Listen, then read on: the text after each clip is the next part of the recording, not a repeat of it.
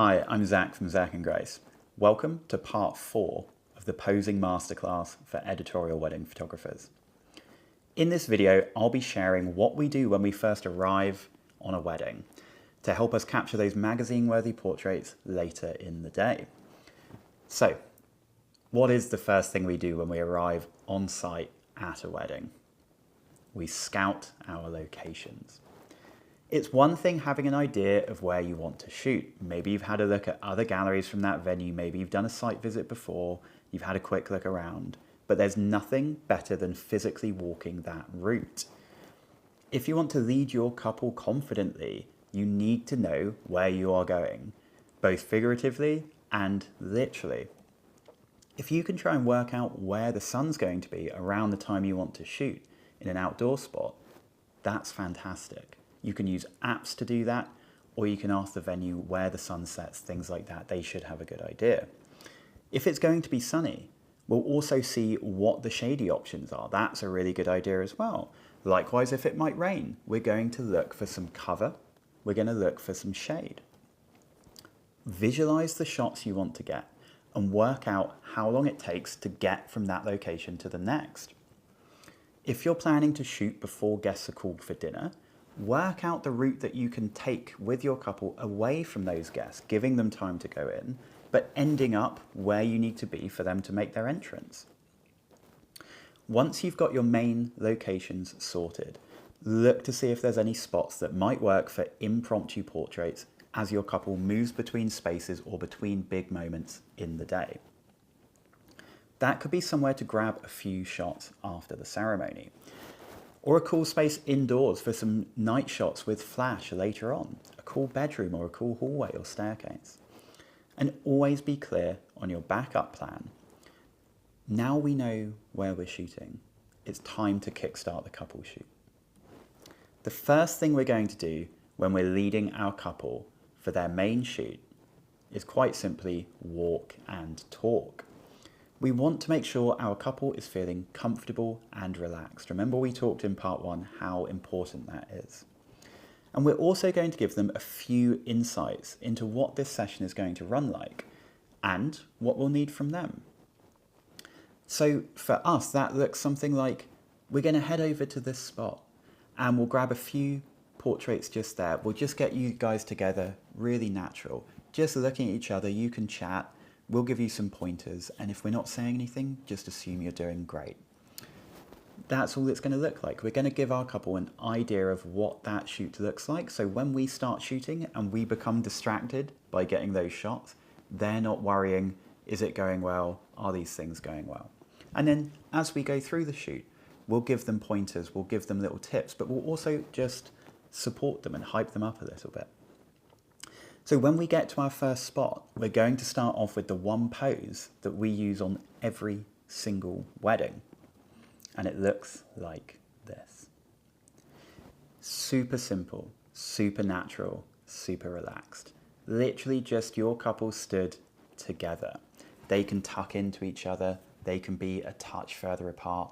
They can hold hands, but it's very simple. It's a very natural, almost boring pose, but every couple looks good in it. It allows your couples to feel close to each other. It feels intimate, but it doesn't feel posed. It's very, very natural. Our first pose is always the simplest pose. It's comfortable, it's natural, and it takes almost no direction for your couple. It works for all heights and sizes. And the important thing for that first pose is that your couple can easily get it right. Your first pose could be different, but these are the key objectives that you want that first pose to achieve. Any couple should feel comfortable in this pose. They should be able to look and interact with each other as well as you. It shouldn't be complicated and it shouldn't need a lot of correcting. When you consider that your best shots will come when your couple feel comfortable, relaxed and in the moment, then really the best poses are those that help your couple keep feeling that way.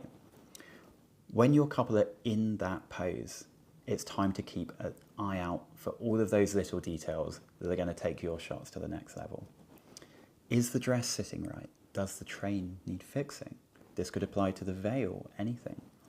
Does your bride's hair and makeup look how she would want it to look? Is your groom's tie straight? Are his shirt cuffs sitting right? Little things like that. Is the background clear? And is there anything that's maybe too distracting that either could be fixed or that you could move slightly to get them out of the shot? Is the light flattering your couple, or are there harsh shadows under the eyes, things like that? Then, when you've looked at all of these small details, the details that really make a shot magazine worthy, then you can start shooting. Create a formula that you follow for shooting your couples in this first pose. If you can have this first part of your shoot become second nature for you, you'll be able to be more present, more able to communicate clearly, and pay attention to those little details right at the beginning. So this is how we might shoot the first pose. We're going to physically move around our couple. We're going to be interacting with them and have them interacting with each other.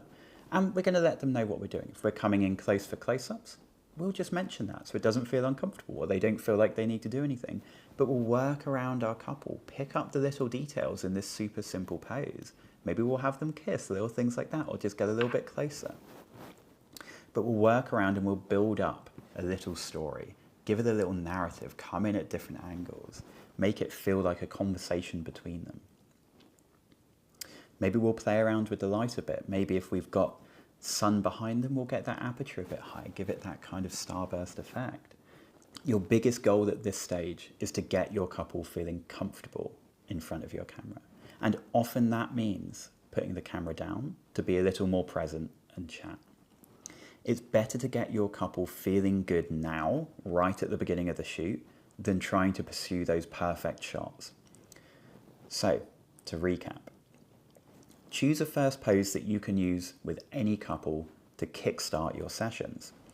The goal is to make directing and capturing that first pose second nature, so you can stay present in the moment and give your couples a great experience at the beginning of that shoot. When you're not focused too much on trying to make a complicated pose work, you can help your couple feel more comfortable, as well as paying attention to those small details that are going to make all the difference to a shot. You don't need to impress anyone with your poses.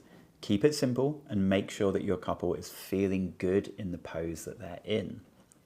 Work around your couple and capture different compositions, capture the details, and capture their natural interactions to build a more complete set of images. Once you're happy that you've got what you need from that first pose, that's when you can move on. In the next video, we'll be sharing our favorite poses for our couples after we've got through that first pose and we know our couple's feeling good. I'll see you in the next video.